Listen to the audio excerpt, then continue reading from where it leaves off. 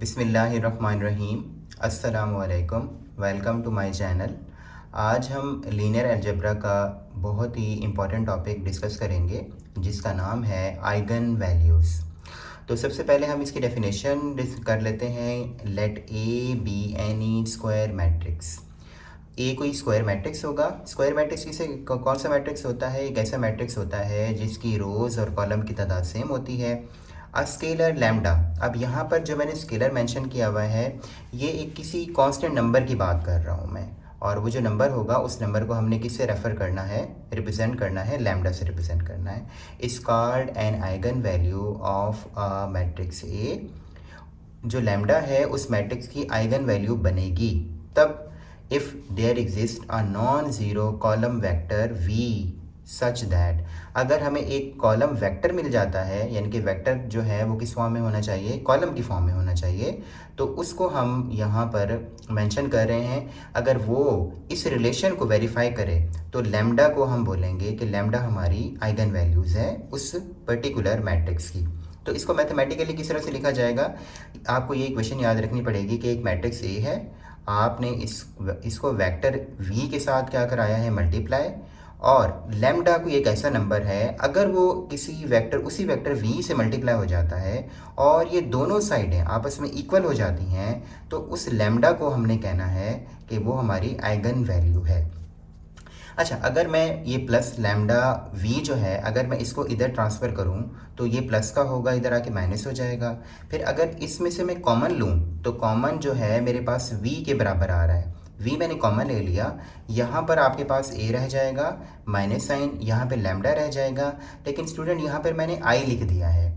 अब i यहाँ पे मैंने क्यों लिखा है, क्योंकि जब भी आप मैट्रिसेस को सब्ट्रैक्ट करते हैं तो ये आपके लिए ज़रूरी होता है कि दोनों मैट्रिक्स ही हों तब वो सब्ट्रैक्ट होंगी। अब अगर मैं यहाँ पर a माइनस लैम्डा कर लेता तो लैम्डा एक नंबर होता है, कांस्टेंट नंबर होता है, और a हमारा मैट्रिक्स है, तो मैट्रिक्स से कभी भी नंबर को हम माइनस नहीं कर सकते। तो इसलिए हम उसको किस तरह से एडजस्ट करते हैं कि लैम्डा को हम एक i से मल्टीप्लाई करा देते हैं। i हमारा क्या हो गया, एक आइडेंटिटी मैट्रिक्स हो जाएगा। ओके, इसके बाद फिर हम अगर देखें तो ये हमारे पास दो वैल्यूज़ जो हैं वो आपस में ज़ीरो के बराबर आ रही हैं। ये वैल्यू और ये वैल्यू जब ये मल्टीप्लाई हो रही हैं तो आंसर हमारे पास किसके बराबर आ रहा है, ज़ीरो के बराबर आ रहा है। लेकिन v के बारे में हमने ऑलरेडी डेफिनेशन में पढ़ा है कि v हमारा कौन सा वेक्टर होगा, नॉन ज़ीरो वेक्टर होगा। तो इसका मतलब है v तो ज़ीरो नहीं हो सकता। तो फिर ये रिलेशन ज़ीरो कैसे होगा, अगर आप a माइनस लैम्डा आई को किसके बराबर कर देंगे, ज़ीरो के बराबर कर देंगे, तब ये जाके रिलेशन जो है वो ज़ीरो के बराबर हो जाएगा। अच्छा, और अगर इस तरह से मैं इसकी दोनों साइड पे डिटर्मिनेंट लूँ तो डिटर्मिनेंट भी किसके इक्वल हो जाएगी, ज़ीरो के इक्वल हो जाएगी। स्टूडेंट यहाँ पे डिटर्मिनेंट ज़ीरो क्यों ली गई है, क्योंकि हमें लैम्डा की वैल्यू फाइंड आउट करनी है। तो लैम्डा की वैल्यू फाइंड करने के लिए हमने लैम्डा को, जो हमारा ये मैट्रिक्स है a माइनस लैम्डा, इसको ज़ीरो के बराबर रखना पड़ता है। स्टूडेंट्स, मैंने दो इन्फॉर्मेशन आपके सामने शेयर करनी है। पहली इन्फॉर्मेशन ये है कि स्क्वायर मैट्रिक्स क्या होता है। तो स्क्वायर मैट्रिक्स हमारे पास एक ऐसा मैट्रिक्स होता है जिसमें रोज़ और कॉलम की तादाद इक्वल होती है, यानी कि अगर मैं यहाँ पर इसको 2/2 का बनाऊँगा, या हो सकता है 3/3 का बनाऊँगा, या हो सकता है इसको मैं n/n का बनाऊँगा। इसके बाद लैम्डा आपके पास एक नंबर होगा, एक कांस्टेंट नंबर होगा। तो लैम्डा को आपने उस कांस्टेंट नंबर को स्केलर बोलना है। यहाँ पर क्या बोला जाएगा, इसको एक स्केलर नंबर यहाँ पर बोला जाएगा। और यहाँ पर मैंने आई की बात की है, तो आई हमारा होता है आइडेंटिटी मैट्रिक्स। और स्टूडेंट, आपने आइडेंटिटी मैट्रिक्स पढ़ा होगा कि अगर मैं 2/2 का सिंपली अगर ले लूँ तो 1 0 0 और 1, और इस तरह से स्टूडेंट अगर 3/3 का आएगा तो उसके लिए फिर हम 1 0 0, फिर नेक्स्ट रो में 0 1 0, फिर लास्ट रो में 0 0 1 के बराबर इस तरह से बोलेंगे इसको। नाउ स्टूडेंट्स, अब हम बात करते हैं कि इस आइगन वैल्यू को फाइंड किस तरह से किया जाए, यानी कि मैंने हेडिंग दी है वर्किंग रूल फॉर लैम्डा। तो आपको दो चीज़ें याद रखनी पड़ेंगी। पहली चीज़, ये आपके MCQs में भी आ सकती है और आएगा भी इसका एक MCQs ट्रे। दूसरी इंपॉर्टेंट चीज़ वो ये है कि आपको लैम्डा यानी कि आइगन वैल्यूज़ को निकालने के लिए कैरेक्टरिस्टिक इक्वेशन की ज़रूरत पड़ेगी। और कैरेक्टरिस्टिक इक्वेशन जो होती है ये मैट्रिक्स के ऑर्डर पे डिपेंड करती है। अगर मैट्रिक्स आपके पास 2/2 का है तो आप कैरेक्टरिस्टिक इक्वेशन लिखेंगे लैम्डा स्क्वायर माइनस TRC का मतलब है trace of A into lambda plus determinant of A is equal to 0। और इसी तरह से स्टूडेंट्स अगर आपके पास 3/3 का मैट्रिक्स आ जाता है तो उसमें आपने ये फार्मूला याद रखना है lambda cube minus trace of that particular matrix, और इसको मल्टीप्लाई कराना है आपने लैम्डा स्क्वायर से। फिर उसके बाद आपने A11, A22, A33 इन 3 को फैक्टर्स को आपने ऐड करना है, फिर मल्टीप्लाई कराना है लैम्डा से, फिर माइनस साइन के साथ determinant of A equal to 0। Student इसमें देखें एक अहम चीज़ वो ये है कि पहले के साथ प्लस साइन आ रहा है, फिर माइनस साइन आ रहा है, फिर प्लस साइन आ रहा है, फिर माइनस साइन आ रहा है। इसी तरह से मैं अगर 2/2 वाले कैरेक्टरिस्टिक्स इक्वेशन को भी देखा जाए तो उसमें पहले प्लस फिर माइनस फिर प्लस आ रहा है।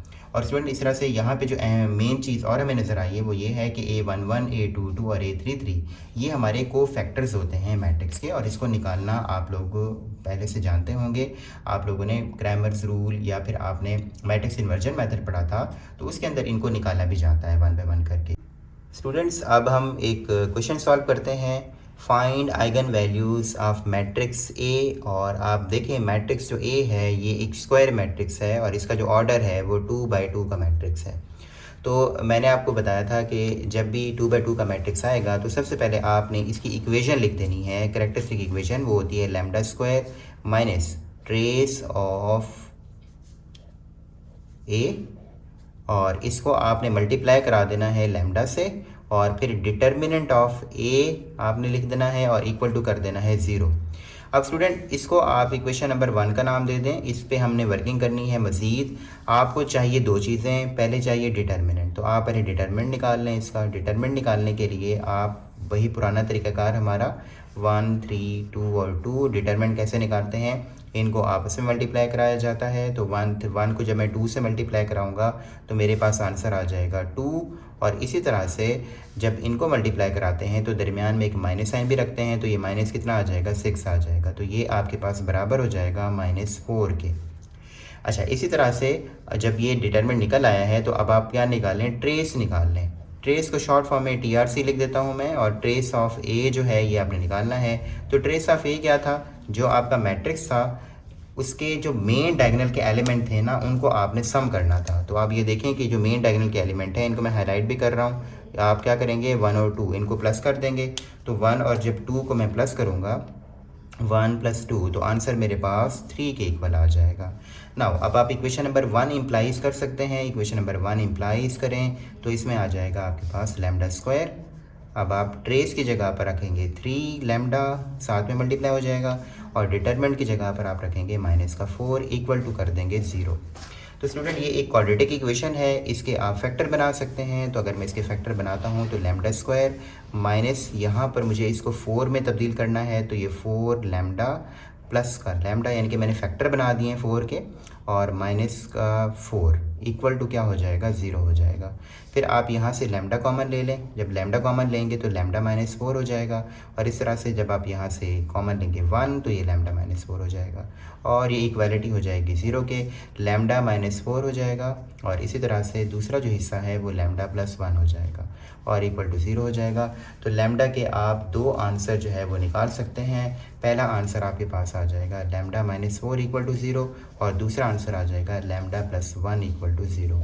तो लैम्डा की वैल्यू 4 हो जाएगी और लैम्डा की वैल्यू जो है वो -1 हो जाएगी। तो ये हमारी 2 आइगन वैल्यूज़ जो हैं वो हमने फाइंड आउट कर ली हैं। तो इसी तरीके से ये इसका सोल्यूशन किया जाएगा।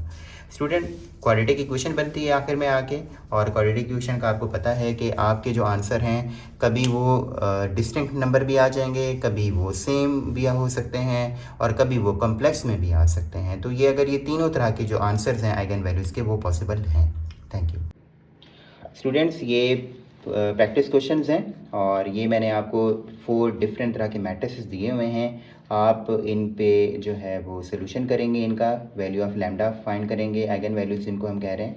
और आप इसमें देखें पॉसिबिलिटी क्या होगी आपकी कि इसमें लैम्डा का जो आंसर है वो डिफरेंट भी आ सकता है, 2 वैल्यूज़ जो होंगी वो डिफरेंट भी आ सकती हैं, 2 वैल्यूज़ सेम भी हो सकती हैं, 2 वैल्यूज़ कॉम्प्लेक्स में भी हो सकती हैं और 2 वैल्यूज़ जो हैं वो आपके इरेशनल नंबर में भी हो सकती हैं। तो ये इसकी पॉसिबिलिटीज़ इस तरह से होती है। तो आपने परेशान नहीं होना, इनको अटेम्प्ट करना है और अगर आपको कहीं पे भी प्रॉब्लम आता है तो आप कमेंट करके मुझसे पूछ सकते हैं। Thank you.